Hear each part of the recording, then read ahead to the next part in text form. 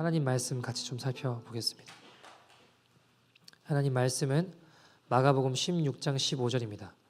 Mark chapter 16 verse 15입니다.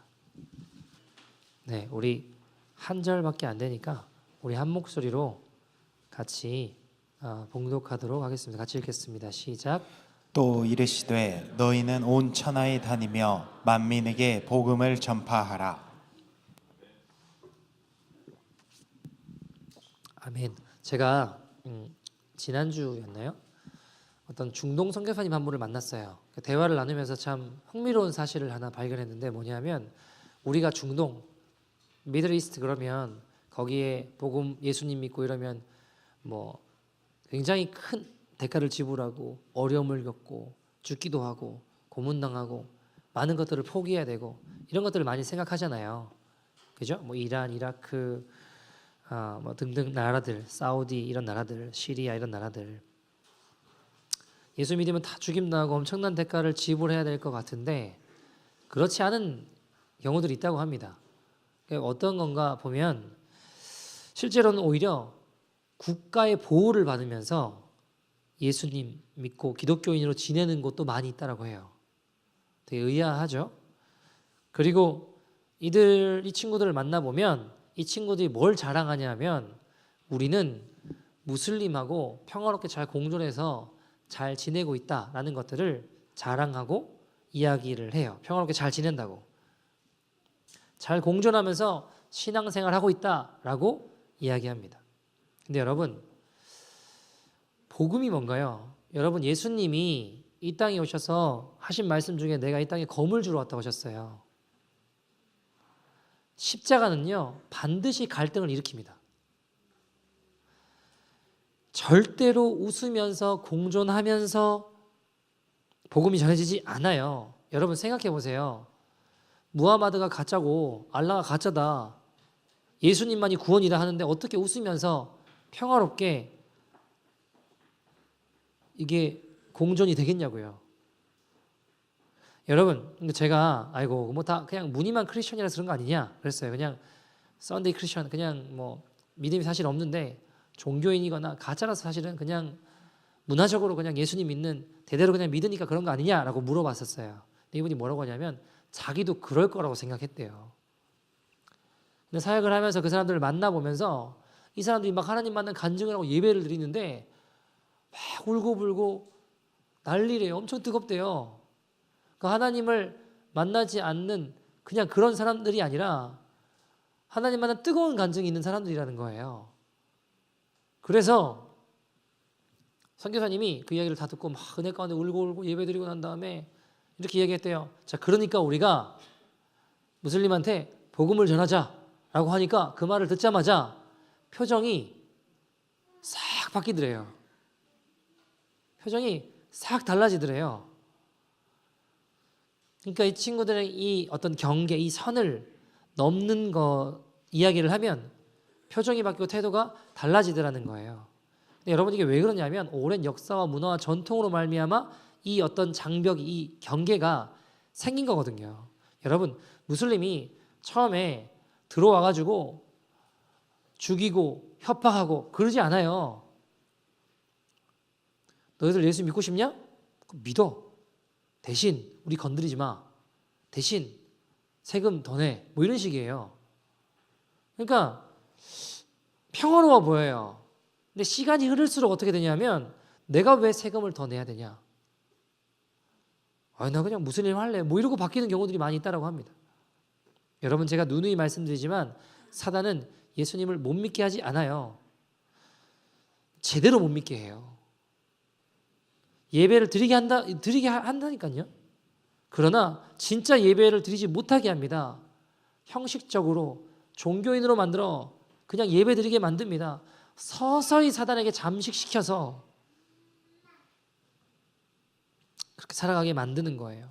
그러니까 교회가 어떤 이 오랜 전통으로 말미암아 생겼어요. 무슬림과 평화를 잘 이루어야 돼. 얼마나 그럴싸해 보입니까? 이 선을 넘으면 안 되는 거예요. 오랜 그런 이제 역사 전통으로 이 벽이 생겼거든요. 이 선이 형성이 됐습니다. 근데 여러분 한번 생각해 봅시다. 예수님은 이 경계를 넘어서 우리에게 오셨어요. 하나님이신 그분이 인간의 몸을 입고 창조주신 그분이 인간의 몸을 입고 이 땅 가운데 그 경계를 넘어서 우리에게 오셨다고요. 왜요? 우리 살리시려고. 우리 살리시려고. 여러분, 그렇게 주님 오셨는데 우리가 복음을 전할 때 웃으며 좋은 이야기하면서 하나님을 만나고 복음을 경험할 수는 없습니다. 경계를 넘어가고 선을 넘어가야 복음이 전해집니다. 알라가 가짜고 무하마드가 가짜라는데 예수님은 단순히 선지자가 아니고 그분은 하나님이시고 유일한 우리의 구원자다 하는데 어떻게 평화로울 수 있겠습니까? 여러분, 우리 신앙생활에도 마찬가지로 이 경계라고 우리 어떤 생각들 이 경계를 넘어가는 것이 참 중요합니다. 근데 쉽지 않아요. 어려워 보여요. 그러나 여러분, 우리의 신앙이 성장하고 하나님을 더 깊이 알아가려면 우리의 생각의 경계를 넘어가야 됩니다. 여러분, 예수님이 뭐라고 하셨나요? 누구든지 나를 따라오려거든 자기를 부인하라고 하셨어요. 그죠? 그러니까 내 생각, 내 고집, 내 뜻을 그걸 부인하라고 하셨다고요. 그러니까 내 경계를 넘어가지 않으면, 이 생각의 경계를 넘어가지 않으면, 내 삶의 경계를 넘어가지 않으면 주님을 따를 수가 없어요. 자기를 부인하고 제 십자가를 지고 나를 쫓아오라고 했는데 나를 부인하지 않으면 어떻게 주님을 따라갈 수 있겠습니까? 예전에 미국 TV에 굉장히 유명한 설교자 중에 짐 메이커라는 사람이 있었어요. 되게 유명했습니다. 근데 이 친구가 뭐라고 설교를 했냐면 우리의 모든 고난, 슬픔, 죄악은 예수님 다 담당하셨으니까 이제부터 우리가 할 건 그런 거 없다고, 그런 거 필요 없고 뭐 울고 불고 이런 필요 없다고, 그냥 우리는 그저 누리고 즐기고 원하는 것만 다 구하면 된다고, 이렇게 설교를 했어요. 완전히 사꾼이죠. 잘못된 복음이죠. 자기를 그럼 부인하는 건 어디 갔어요? 제 십자가를 지는 건 도대체 어디 있습니까?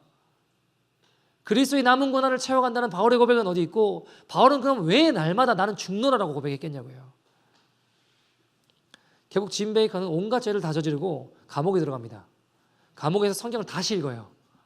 다시 읽는데 읽다가 다시 읽다 보니까 깨닫게 된 게 뭐냐면, 내가 지금까지 모든 사역이, 모든 방향이 예수님의 가르침과는 완전히 정반대였구나.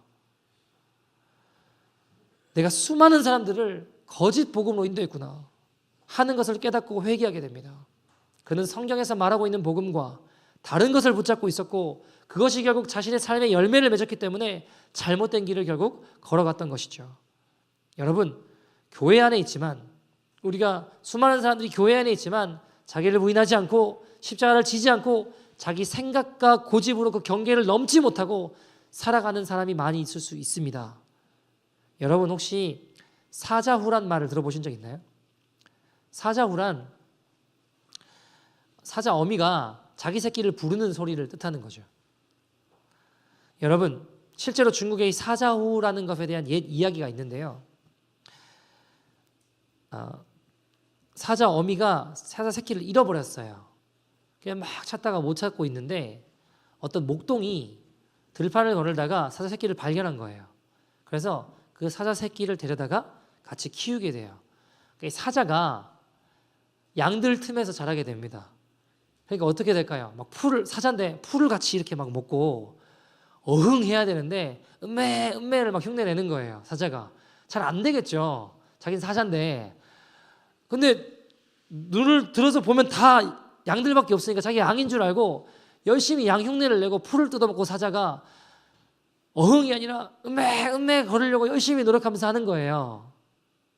그렇게 지내던 어느 날 사자 어미가 그렇게 이 사자 새끼가 장성을 하다가 덩치도 다르고 많은 것들이 얼마나 다르겠습니까?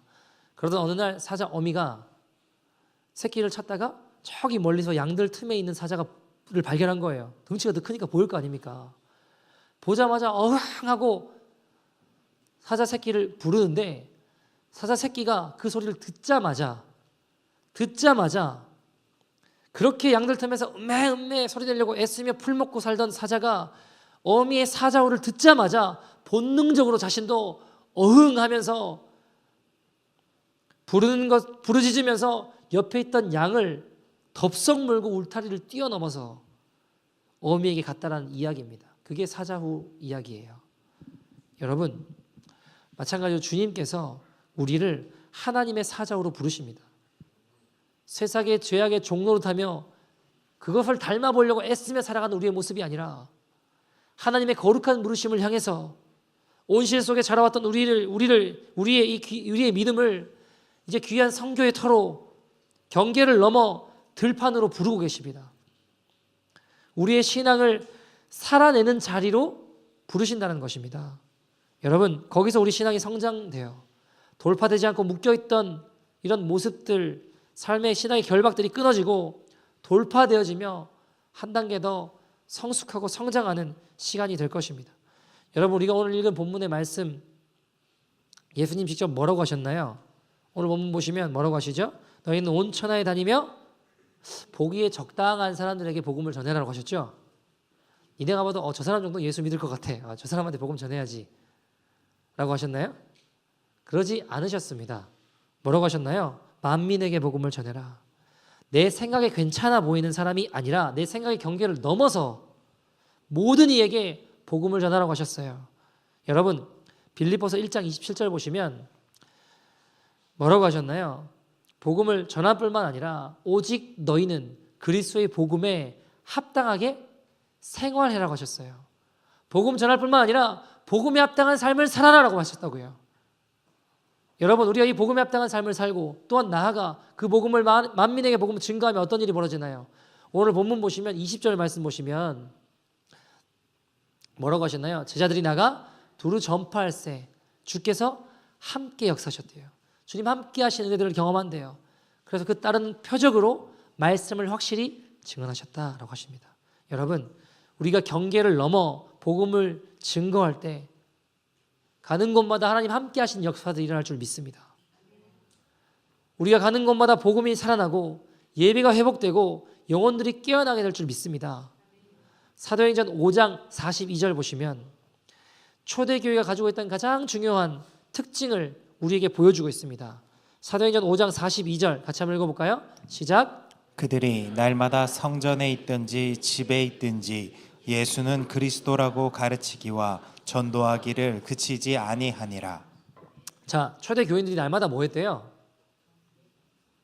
성전에 있든지 집에 있든지 어디를 가든지 간에 예수가 그리스도라고 가르치기와 전도하기를 쉬지 않았다고 합니다. 여러분, 우리 어디에 있든지 간에 예수의 주되심을 증거하는 자가 되어야 됩니다. 초대 교인들 쉬지 않고 내가 있는 곳마다 예수님의 왕되심을 증거하고 살았습니다. 여러분, 쉬웠을까요? 어려움이 많았습니다. 방해도 많았습니다. 심지어 핍박도 있었습니다. 어디서 알 수 있을까요? 바로 앞절 보시면 알 수 있어요.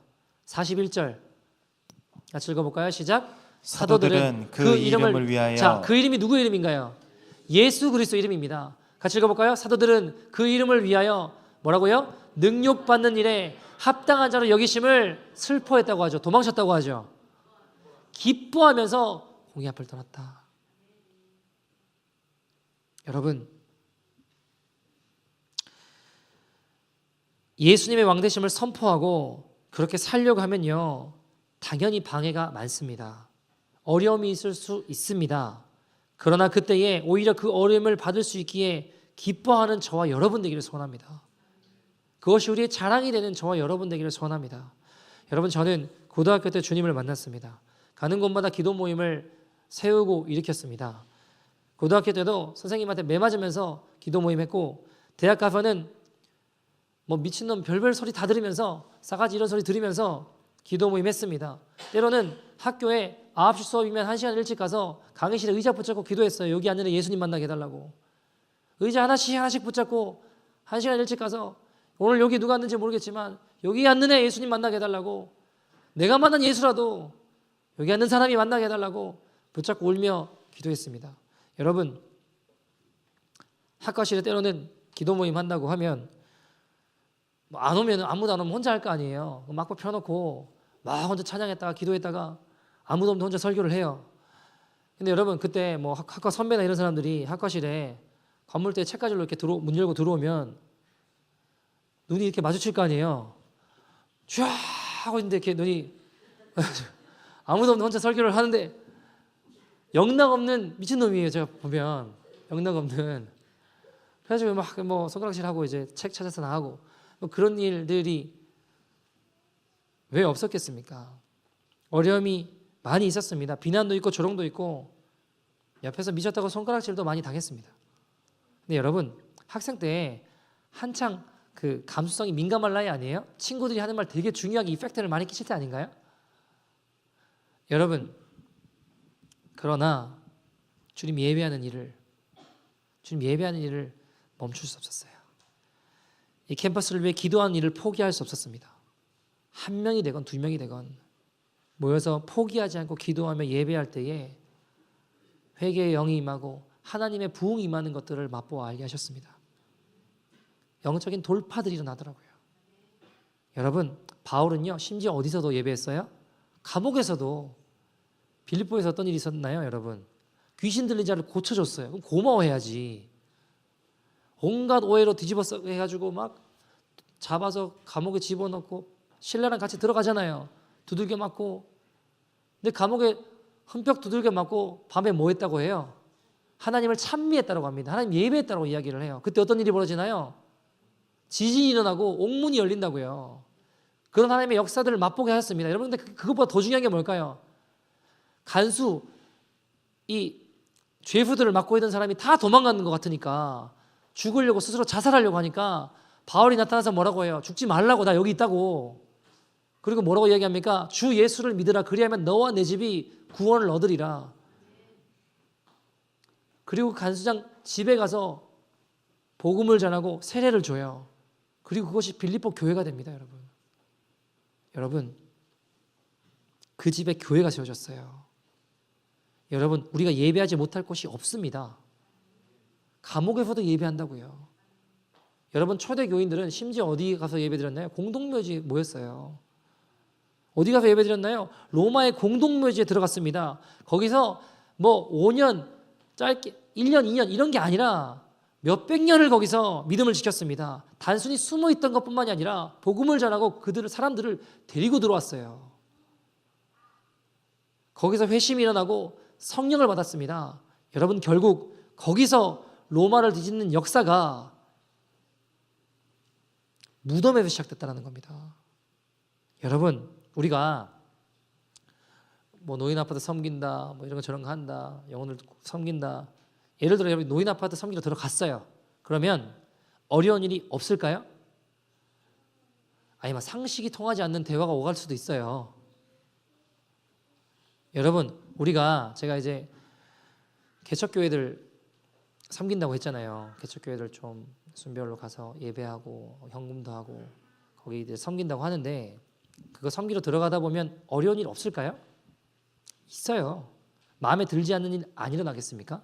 일어날 수 있다고요. 근데 그때 여러분 우리가 더 큰 교회라고 갑질하면 절대 안 돼요. 다 맞춰주고 섬겨주세요. 여러분 무덤에서도 하나님의 일하심이 있다면 우리의 섬김과 헌신, 겸손한 헌신 위에 주님이 일하실 것입니다. 여러분 왜 우리의 신앙이 자라다가 마는지 아세요? 막 성장하는 것 같다가 뭔가 정체되는 것 같고 막히는 것 같고 말씀대로 살겠다고 그렇게 애를 쓰는데도 왜 자라지 않는지 아십니까? 우리가 복음을 이 안에서만 나타내서 그래요. 여러분 우리 십자가 교회 저는요 어딜 가도 되게 자랑스러워 하거든요. 제가 뭐 이 나라 저 나라 집회를 하러 다니다 보면 야 진짜 우리 교회가 제일 좋다 이런 생각을 진짜 많이 해요. 우리 교회는 참 너무 좋은 분들이고 하나님 이 십자가 교회가 어디 가도 정말 자랑할 만큼 저는 굉장히 기쁘고 좋아해요. 정말 귀한 교회고 하나님 함께 하시고 역사하시고 주님의 임재와 은혜가 능력이 있습니다. 그러나 이것을 우리 안에서만 머물러서는 되지 않습니다. 흘러가야 됩니다. 여러분 거룩한 도전을 합니다. 우리가 어려운 개척교회들로 제가 순별로 한 달씩 로테이션으로 이렇게 거기로 거룩한 선교사로 여러분 파송하는 거예요. 여러분 우리가 해외 나가서 1년 2년 선교사 나가지는 못할지언정 적어도 우리가 있는 지역에 우리가 살아가고 있는 곳에 거룩한 소망을 가지고 어려운 교회에 가서 기도에 불을 붙이고 거룩한 은혜의 문을 여는 선교사가 되십시오. 아유 뭐 나 같은 사람이 목사님 나 같은 사람 여러분 아니요. 대단한 일을 하자는 게 아닙니다. 우리가 함께 예배하고 기도해서 거룩한 불이 임하고 여러분 이 땅의 교회들을 깨우도록 함께 걸어가는 거예요. 근데 이게 여러분 그림이 잘 안 그려져요. 왜냐하면 익숙한 모습이 아니에요. 캐나다고 미국이고 이렇게 하는 교회가 없기 때문에 이게 뭐 어떻게 되는구나라는 게 그림이 안 그려질 수밖에 없는 게 해본 교회들이 없으니까 이게 뭐지? 이런 생각이 드실 수 있어요. 근데 여러분 어색한 걸음일 수 있지만 그러나 우리가 한 달씩 돌아가면서 계속해서 예배하고 기도할 때 예배 영적인 기류가 바뀔 거예요. 교회들이 일어나고 이 땅이 변화될 겁니다. 여러분 사실 우리가 그 교회를 들어가서 일으키고 섬기는 것 같지만 사실은요 우리가 깨어나고 살아가는 길이에요. 복음의 야성이 회복되는 길입니다. 여러분 복음을 우리 십자가교회 안에서만 흘러가도록 하는 것이 아니라 이 땅의 교회들에게 흘러가게 해야 돼요. 살아내야 됩니다. 여러분 동물원에 사자 있잖아요. 고기 덥죽 던져주면 받아먹고 진짜 게을러 보이는 그 친구들. 동물원에 있는 사자를 짐승을 다시 잡아먹는 야생을 또 그런 야성을 회복시키려면 어떻게 하면 될까요? 동물원에 있는 사자가 야성을 회복하려면 어떻게 하면 될까요? 간단해요. 동물원 밖으로 내보내면 돼요. 야생으로 내보내면 야성이 회복됩니다. 여러분 마찬가지로 하나님의 사람들, 주의 성도들이 언제 복음의 야성을 가지겠습니까? 밖으로 나가야 돼요. 우리가 복음의 증거자가 될 때 우리 안에 복음의 능력이 나타나게 될 줄 믿습니다. 저는 여러분 모태신앙이거든요. 어릴 때부터 교회에서 자라왔어요. 교회에서 쭉 자라오다가 예기치 않는 상황에 교회 밖에서 어떤 신앙의 지경이 넓어지는 일들이 생겨났습니다. 학교 가서 복음 전하고 학교 축제할 때 되면 복음 부스 같은 거 만들어서 들어오면 그냥 다 복음 전했어요. 그죠? 계속 어떻게든. 학교에서 기도하다가 선생님한테 뺨도 많이 맞고 많은 모욕을 당하고 어려움도 많이 겪었습니다. 근데 놀라운 건 뭐냐? 그 고난과 함께 하나님께서 열매 맺게 하시더라고요. 기도의 부흥, 영혼 구원의 부흥, 회개의 부흥을 맛보게 하셨습니다. 그걸 보면 제가 또다시 한번 확신했던 게 뭐냐면 그래, 우리의 믿음은 그저 우리 교회용이 아니다. 우리의 믿음은 그저 우리 교회 안에 정도 머무는 것이 아니라 이 우리의 복음은 저 세상으로 터져나가야 된다. 우리의 가정에서, 우리의 학교에서, 우리의 직장에서 마땅히 교회가 세워질 때 주님 말씀하신 대로 그곳에서 지옥의 문을 깨트리고 그곳에서 음부의 권세를 이기게 하시는 거구나. 여러분, 그래서 우리의 신앙은요, 죄송하지만 자꾸 불편한 곳으로 내몰아야 돼요. 우리의 신앙은 불편한 곳에 내몰아야 져야 성장할 수 있습니다. 편안하고 안락하고 간편한 신앙생활이 자꾸 되면요, 우리는 롯처럼 되어버리는 거예요. 롯의 안에 소금기둥처럼 되어버리는 겁니다. 여러분, 홍해가 갈라지는 걸 보려면 홍해 앞에 서야 돼요. 풍랑에 빠진 우리의 손을 잡아 이끌어주시는 주님을 보려면 풍랑 가운데로 들어가야 되는 겁니다. 거기서 베드로처럼 물에 빠진 나의 손을 잡아 일으켜주시는 주님의 손을 경험할 수 있는 것입니다. 여러분, 믿음의 성장이란 거센 풍랑과 파도 속에 분투하면서 내 심령의 바닥을 볼 때 시작되는 거예요. 그리고 그 풍랑의 바닷속에 나를 찾아오시는 주님을 향해서 내가 타고 있는 이 조각배에서 흔들리는 조각배에서 내려서 믿음의 발걸음 한 걸음 한 걸음 내디딜 때 믿음이 시작되는 거예요. 경계를 넘어가야 됩니다. 때로는 여러분, 주님 따라 물 위를 걸어보기도 하고 거기서 연약한 믿음을 잃어가지고 물에 빠져보기도 하고 분투하는 그 과정 가운데 물에 빠진 나의 손을 잡아 일으켜주시는 주님도 경험하게 되는 거예요. 여러분, 한번 생각해 봅시다. 풍랑이 일어날 때 그 풍랑을 베드로 혼자 경험했나요? 아니면 모든 제자들이 다 같이 경험했나요? 모든 제자들이 같이 풍랑을 겪었어요. 그런데 그 가운데 특별한 주님과의 만남을 경험한 건 베드로 한 사람밖에 없었다고요. 왜 그런가요? 여러분 보세요. 풍랑이 다 같이 일어났어요. 다 같이 있는데 풍랑이 일어났어요. 사람들이 막 난리가 났어요. 근데 예수님 걸어오는 건 봤어요.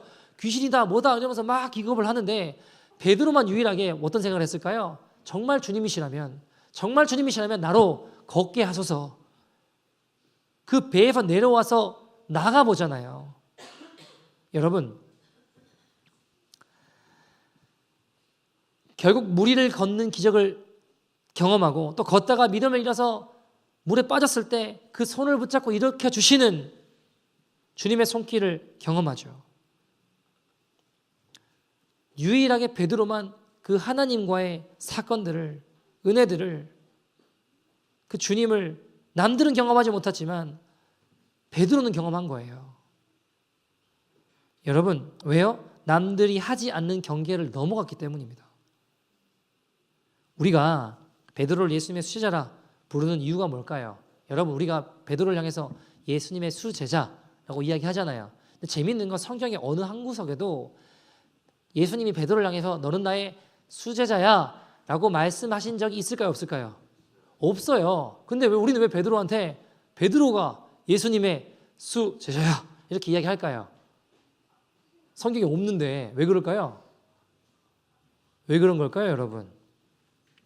베드로는 예수님의 수제자를 부르는 건 예수님 가장 가까이서 많은 사연들을 남겼기 때문이 아닐까요? 여러분, 베드로의 삶을 되돌아보면 참 믿음의 흔적들이 많아요. 늘 믿음 안에 분투하고 씨름하는 현장에 누가 있었어요? 베드로가 있어요. 보세요. 어쩔 때는 주는 그리스도시요 살아계신 하나님의 아들이십니다. 홈런을 한 방 친 거예요. 예수님이 막 잘했다. 막 와요나 시오나 이걸 알게 하니 너는 성령 하나님이시라 그러고 막 칭찬하는데 조금만 지나면 어떤 일이 벌어져요? 예수님이 내가 예루살렘으로 가면 장로들과 바리새인들한테 붙잡히게 될 거고 어려움을 겪을 거고 고초를 당할 거고 십자가에 달려 죽을 거다. 그러니까 또 베드로가 바로 또 등장하잖아요. 주님께 그런 일이 일어나서는 안 됩니다. 일어날 수 없습니다. 제가 주님 지켜드리겠습니다. 그러니까 주님 뭐라고 하세요? 사단아 내게서 물러가라 그러시잖아요. 이렇게 보면 마음이 따뜻해져요. 베드로를 보면 저는 마음이 따뜻해져요. 그래 베드로도 그랬구나. 여러분, 칭찬 듣다가 또 언젠가 칭찬과 책망의 바다에 늘 왔다 갔다 하는 인생이 베드로였어요. 그러니까 얼마나 사연이 많겠냐고요, 이 친구가. 때로는 바른 믿음으로 막 칭찬받지만 때로는 믿음이 없어서 주님께 책망 들을 때도 참 많았습니다. 여러분, 분명한 건 뭐냐면 그 모든 시간과 사연이 합쳐져서 베드로의 믿음이 자라게 하고 주님을 더욱 사랑하게 하는 밑거름이 되었다는 겁니다. 여러분, 제가 한국에서 지낼 때 기도원에서 이제 산속 기도원에서 공동체 생활을 했어요. 전도사님들과 함께 광대상보다 조금 더 큰가 이런데 한 10명 누우면 움직일 공간이 없어요. 거기 살 부비면서 지냈습니다. 그런데 여러분, 얼마나 많은 일들이 있겠냐고요. 때로는 믿음의 길 걸어가지 않은데 한 놈이 없어요. 보니까 막 도망쳐서 부산 가 있어요. 그럼 또 가가지고 막 찾아가가지고 잡아서 또 믿음의 도전을 하고 같이 그래도 가보자 믿음의 길 가자 이러고 또 다시 데려가가지고 얼마나 많은 일들이 있었겠냐고요, 여러분. 때로는 막 삽질을 하는데 해가 뜨니까 오늘을 어떻게 살아야 될까 이런 고민이 들잖아요. 되게 허탈한 웃음이 나더라고요. 이제 가서 샤워하고 옷 갈아입고 새벽기에도 가야 되는데 막 서로 막 허탈한 웃음을 지으면서 오늘 우리 어떻게 살아야 될까 뭐 이런 이야기들도 하고 많은 일들이 있었습니다. 잠깐 머물다가 간 사람들도 있고 잠깐 있다가 사라진 사람들도 있겠지만 그 시간들을 함께 보내며 동고동락하면서 많은 에피소드와 사연들을 남긴 사람들은 가슴에 더 남더라고요. 그리고 또 어떤 생각이 드냐면 그래 지금도 비틀거리고 어려울 때 있지만 그 친구들은 끝까지 같이 간 친구들은 끝까지 그래도 귀한 믿음의 길을 걸어가고 있구나 하는 것들을 봐요. 여러분, 기억하십시오. 아무 일도 하지 않으면 아무 일도 일어나지 않아요. 우리가 섬기는 자리로 나아갈 때 풍랑이 안 일어날까요? 섬기는 자리로 가면 무조건 풍랑이 일어나게 되어 있어요. 여러분, 우리가 하다못해 노인 아파트 같은 섬겨요? 대단한 일 아니에요? 장 보시는 거 힘드시니까 같이 도와드리고 같이 모셔다 드리고 좀 들어드리고 뭐 커피 한잔하고 이야기 나누고 나아가서 친해지면 복음도 전하고 그분을 섬기다 보면 문제는 그분들은 똑같은 이야기들을 토시 하나 안 틀리고 계속 하세요. 오늘 들었어요. 내일 갔는데 또 하세요. 아니, 다음 주에 갔는데 또 하세요. 그 다음 주에 또 하세요. 그래서 제가 지난주에 들었습니다 해도 그러냐고 또 하세요. 그러면 짜증이 날까요 안 날까요? 대답을 하지 않는다고 여러분. 여러분 섬기는 자리라고 하는 건 항상 우리 자아랑 충돌을 시켜요. 충돌이 일어나요. 그때 우리가 깎이고 나는 죽고 예수님으로 살아 나를 넘어 주님의 영광과 뜻을 보게 하시는 겁니다. 어떤 분은 그런 이야기도 하시더라고요.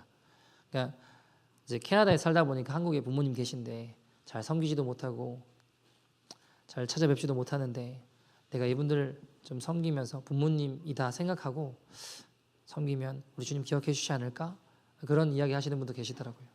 근데 여러분 제가 신앙생활을 이렇게 하면서 우리가 교회에 다니면서 교회 와서 대접받으려고 하지 말고 섬기는 자리로 나가 보세요.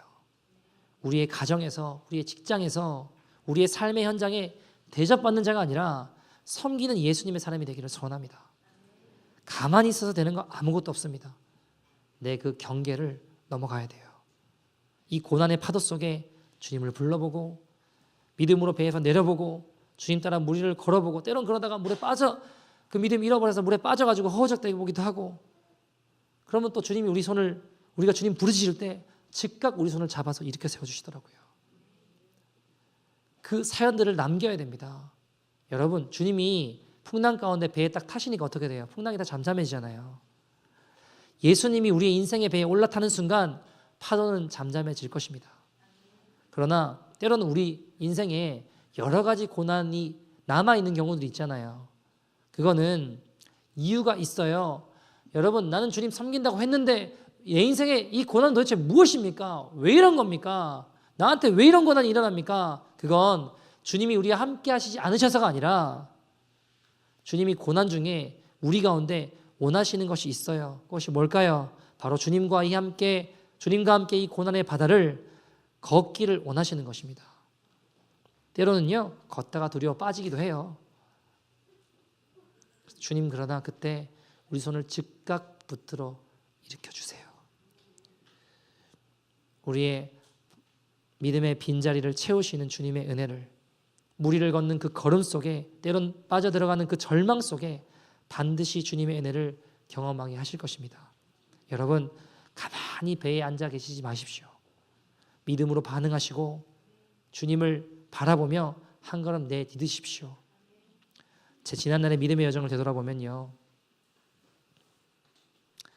정말 저도 많이 실패했고 수도 없이 넘어지고 비틀거리며 휘청거리는 부끄러운 시간을 너무나 많이 보냈습니다. 여러분 제가 남들보다 결단력이 좋아서 남들보다 실력이 뛰어나서 선택을 잘해서 여기까지 와 있는 게 아니라 가만히 뒤돌아보니까요 나는 분명히 끝났는데 주님 거기서 제게 손 내밀어 주셨습니다. 나는 분명히 망했는데 주님 거기서 제 이름 불러주셨습니다. 나는 분명히 버림받아야 되는데 주님께서 그때 저를 뒤돌아봐 주셨습니다. 나는 여기까지다 싶었는데 주님이 거기서 시작하게 하시더라고요.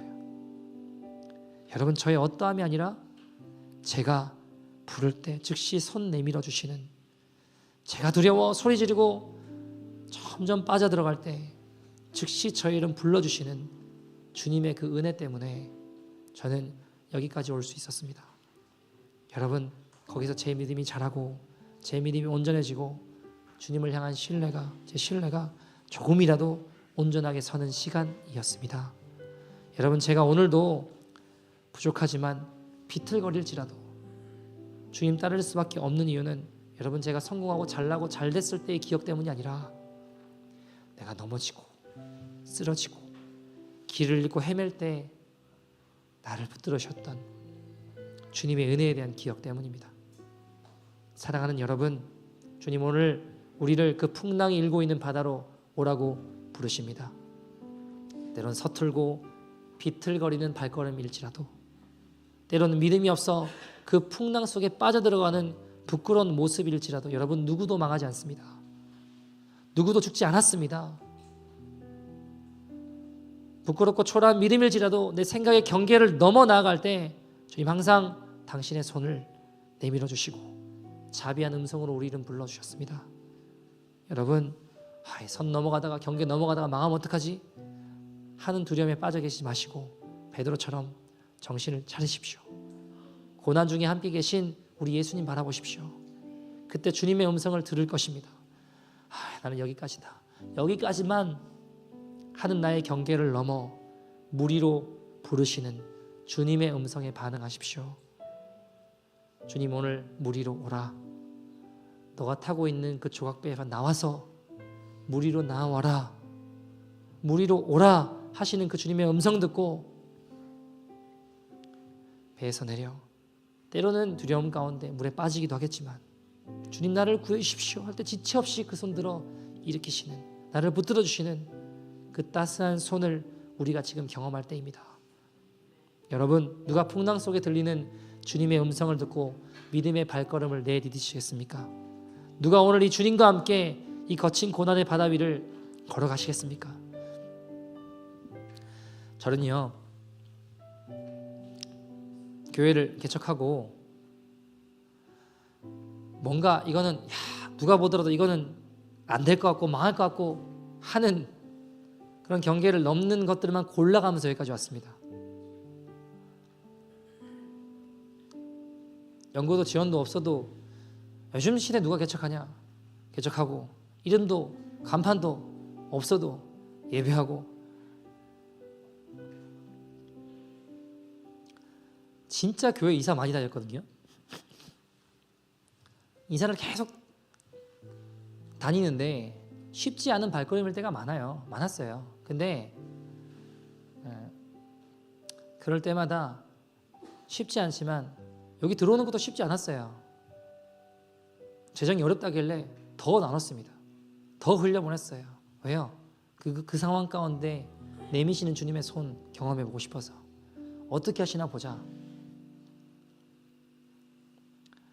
네, 여러분, 이사를 그렇게 막 다니면서 힘들 수 있지만 여러분, 학교 처음에 올라왔을 때 여기 이제 놀수역으로 저희가 이토 입고 있다가 놀수역으로 올라왔거든요. 교회를 아무리 찾아도 없으니까 학교 지음을 통째로 그냥 빌렸어요. 교회도 많지 않은데 한 20-30명 됐나? 아무튼 그런데 그냥 지음 통째로 빌려가지고 금요일 주일 예배 드렸어요. 예배 드리려고 예배 세팅하고 제 차에 스피커고 뭐고 다 싣고 다녔거든요. 예배 세팅하는데 1시간 반, 2시간 걸려요. 그 2시간 예배 드리고 또 정리해서 다시 가요. 금요일 날 그렇게 하고 주일에도 똑같이. 왜냐면 학교에 스토리지를 못 쓰게 하니까 그냥 차에다가 막 실었다가 또 설치했다가 예배전에 이미 땀으로 흠뻑 젖어요. 그리고 또 예배인도 하고. 근데 여러분, 쉽지 않은 것 같지만 하나님께서 옮길 때마다 주시는 특별한 은혜들이 있었어요. 그 은혜의 맛을 보고 나면 기뻐요. 그곳 가운데 지쳐서 쓰러질 것 같은데 손잡아 이끌어 주시고 인도해 주시고 세워주시는 주님의 은혜들이 있었다고요.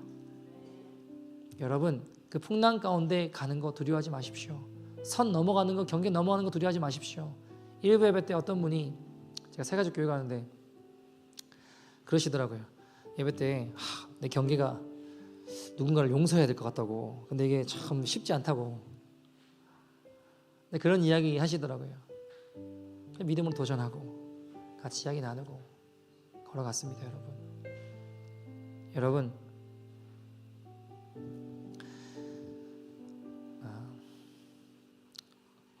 어떤 그 목사님이 계신데요. 원래 그 불교 집안이고 대대로 불교 집안이고 어머니는 뭐 아무튼 구토하시고 여러 가지 아무튼 상황이 좋지 않은 상황이에요. 근데 이분이 수련회를 왔어요. 노는 줄 알고 막 술 사가지고 막 이렇게 자매들 많다고 하니까 왔대요. 근데 4박 5일 수련회인데 예배밖에 안 드리는 거예요. 나는 막 담배도 피고 싶고 밤에 술 마시고 노는 줄 알았는데 이게 뭐냐 그러고 막 이따가 나중에 너무 화가 나고, 나중에는 그 사람들이 많이 모이기 때문에 교실 같은 데서 이렇게 남자들 자고 막 했었거든요. 나중에는 예배드리러 가길래 너무 화가 나고 싫고 그러니까 그 산에 개울가에 올라가서 도랑치고 가지 잡고 놀았대요. 그냥 걔네는 괴롭혀야겠다 그러고 걔네 괴롭히고 막 그렇게 지내다가 안 들어가, 이제 못 가겠다, 싫다. 그리고 이제 버티다가 이틀, 3일, 4일 이제 지나가 내일 되면 집에 가요. 이제 안 간다고 교실 혼자 이렇게 밤에 갈 데도 없고 그냥 있는데 못 가겠다. 나 저건 진짜 싫다. 근데 경계와 선이 있는데 혼자 그 밤에 거기 있으니까 또 무섭기도 하고, 뭐 찬양하는 소리는 들리는데 저기서 한 대학생 한 10,000명 모여서 수련회를 하는데 막 여기 계속 있기도 좀 그러고, 근데 가고 싶진 않고 고민을 하다가 그래 뭐 내일 가는데 뭐 하고 이제 자신의 생각과 고집을 꺾어서 경계를 넘어서 오늘 뭐 마지막 한데 한번 가보자 하고 갔대요. 근데 이제 김중건 목사님이라고 돌아가신 분인데 그 메시지가 되게 뭐라고 표현해야 될까요? 조금 직설적이고 전투 용어, 군대 용어 이런 거 많이 쓰시거든요. 가는데 가자마자 당신은 죄인입니다. 당신은 죄인입니다. 당신은 죄인입니다. 그러는데 근데 어제도 그 이야기를 들었거든요. 근데 오늘 또 이런다 이런 생각이 드는데 당신은 죄인입니다 하는데 갑자기 뭐가 딱 생각이 나는데, 뭐가 생각이 나냐면 원래 자기보다 6살 많은 누나가 있었대요. 근데 누나가 정신지체라서 몸도 잘 못 가누고 이렇게 지능도 떨어지고 뭐 그랬는가 봐요. 근데 어릴 때부터 아버지가 뭐 술 드시고 엄마 때리고 아무튼 구타나 이런 게 막 가족들 너무 심각했대요.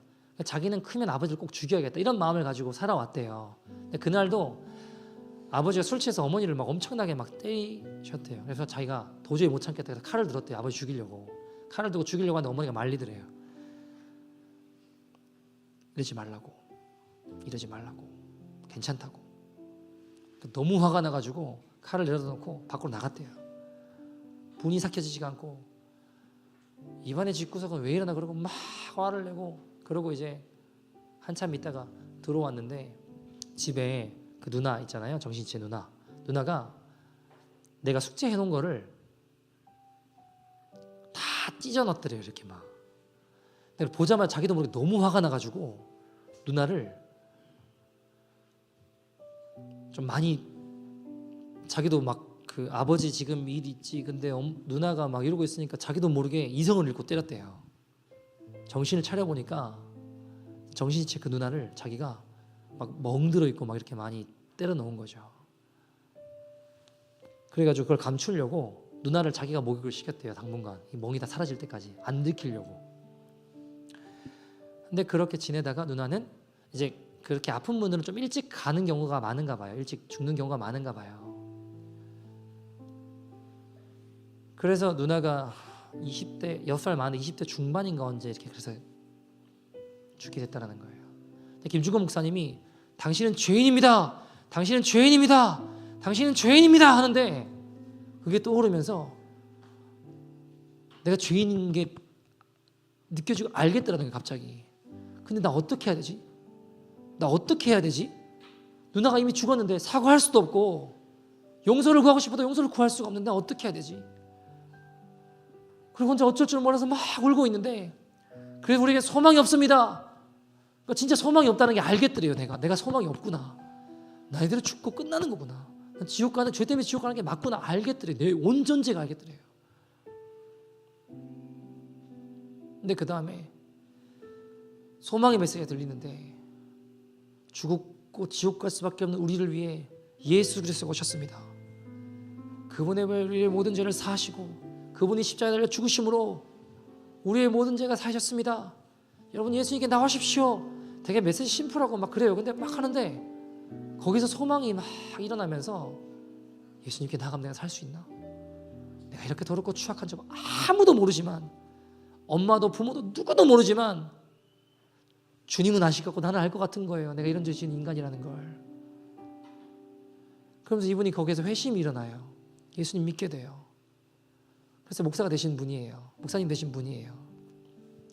청년들 사역하면서 목사님 되신 분이신데, 여러분, 이 목사님이 그날 밤에 자신의 경계를 바운더리 안에서 나는 싫어, 못해, 나 더 이상 못해 하고 발걸음 떼지 않았다면 그런 일을 하지 않았을 거예요. 여러분, 하나님의 은혜와 능력을 맛보는 길은 우리의 생각의 틀, 우리의 경계, 우리의 선을 넘어갈 때 그 한 걸음 너머에 주님의 밝은 빛이 있습니다. 저 풍랑 내가 어떻게 들어가지? 여러분, 그 풍랑 가운데 들어가야 그 풍랑을 잠잠케 하시는 우리 예수님의 손길을 맛볼 수 있는 것입니다.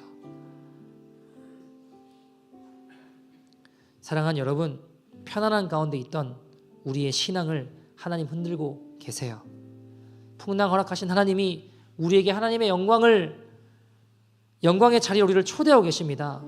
이 시간들 속에 참된 교회, 참된 성도로 거듭날 수 있는 저와 여러분 되기를 소원합니다. 여러분, 지금도 전 세계에 고난받는 교회들, 저 중동과 인도와 아랍권과 힌두교권의 수많은 나라의 성도들이 예배하며 하나님의 부흥을 지금 경험하고 있습니다. 우죽순처럼 주님의 교회들이 일어나고 있습니다. 여러분, 미국의 캠퍼스 가운데서도 주님의 임재 앞에 예배하고 경배하는 일들이 일어나고 있습니다. 사랑하는 여러분, 인도 교회도 일어나고 있고 이란 교회도 일어나고 있고, 아니, 이란은요 여러분, 전 세계 최고의 부흥이라고 하는 것이 이란입니다. 중국 교회도 시진핑이 다시 교회를 핍박하잖아요. 그 핍박 가운데 다시 거룩한 물결이 일어나게 될 것이라고 믿어요. 근데 왜 우리는 못합니까? 우리가 지어놓은 우리 성전이 우리 복음을 묶어놓고 있는 건 아닐까요? 여러분, 이제 우리가 풍랑 가운데 들어가야 됩니다. 그곳에서 우리의 손을 붙들어 주시는 주님을 경험하는 저와 여러분 되기를 소원합니다. 선을 넘어야 돼요. 자아의 경계를 넘어 한 걸음 나간 그곳에서 증인이 되셔야 되고, 어떤 고난이 와도 어떤 모양이든지 예배하며 주의 증인으로 살아낼 수 있는 저와 여러분 되기를 예수님의 이름으로 축복합니다. 우리 같이 찬양하고 기도했으면 좋겠는데요. 우리 보내소서라는 찬양인데, 주님 나를 택하사 잃어버린 자에게 아버지의 사랑을 나누게 하시네. 어두움을 밝히며 차가운 마음 녹이는 진리의 빛을 전하게 하여 주십시오. 그런 마음으로 우리의 가정과 일터와 우리의 삶의 현장 가운데, 우리가 어디를 가든지 간에 섬기는 현장 가운데 복음이 터져나오기를 소원합니다. 나 중심의 신앙을 넘어 다른 이들을 섬기며 가는 곳마다 예배의 붕을 일으키는 주님의 용사들 되게 하여 주시옵소서. 우리 함께 찬양하며 나가도록 하겠습니다. 주님 나를 택하사 잃어버린 자에게, 주님 나를 택하사 잃어버린 자에게 아버지의 사랑을 나누게 하시네.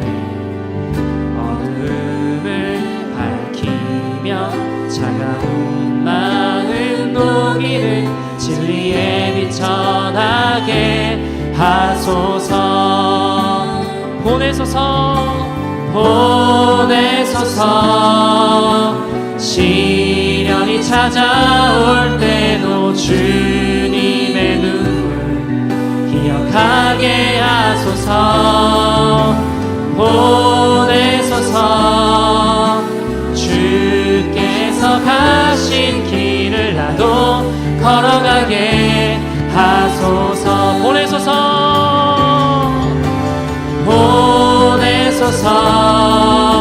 시련이 찾아올 때도 주님, 하나님 주님의 눈물을, 하나님 고난 가운데 시련 가운데 주님의 눈물을 기억하며, 주님 내가 주님 가신 길을 나도 따라 걸어갈 수 있는 믿음의 인생이 되게 하여 주셨소서.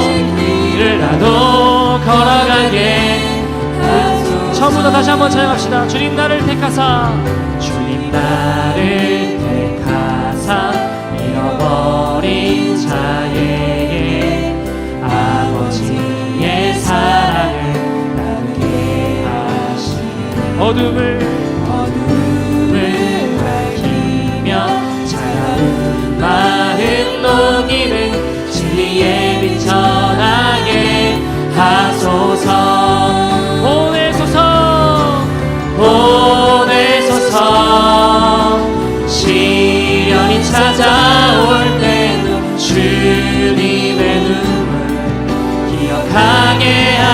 보내소서 보내소서 주께서 가신 길을 나도 걸어가게 하소서 보내소서 시련이 찾아올 때도 주님의 하나님 고난 가운데 주님의 눈물을 기억하며 주인과의 고난의 파도를 내리서 주님의 손길을 맞이하고 경험하는 믿음의 인생 되게 하셨다서 우리 마지막으로 전심을 다해 고백합시다. 보내소서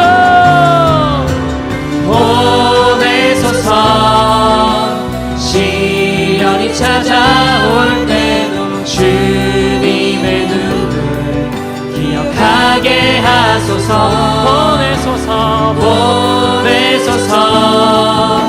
주께서 가신 길을 나도 걸어가게 하소서. 사랑하는 여러분, 이 시간 같이 기도할 때에 여러분 저 중동에서도 저 이란에서도 하나님의 부흥이 하나님의 예배가 회복되고 살아나는 일들이 일어나고 있습니다. 근데 우리는 왜 안 된다고 생각합니까? 여러분, 우리의 가정과 우리의 일터와 우리의 교회와 우리가 밟는 모든 땅들 가운데 주님이 그것이 풍랑 가운데 있다 할지라도 우리를 그 자리로 부르고 계십니다. 하나님, 두려워서 도망치며 외면하며 내 경계, 내 선, 이건 안 됩니다, 이건 못 넘어갑니다, 그런 모습에서 우리가 벗어나기를 소원합니다. 그 자리를 넘어 하나님의 부흥을, 하나님 인도하시는 그 자리를, 하나님의 역사를 경험할 수 있는 믿음의 인생 되게 하여 주시옵소서. 우리가 어디를 갔지 간에 우리가 섬기는 그 현장 가운데 하나님의 복음이 터져나오게 하여 주시옵소서. 나 중심의 신앙을 넘어서 다른 이들을 섬기며 다른 것보다 예배의 부흥을 일으키는 주님의 용사들 되게 하여 주시옵소서. 다시 한번 주의 이름 부르고 동서로 기도합니다. 주여.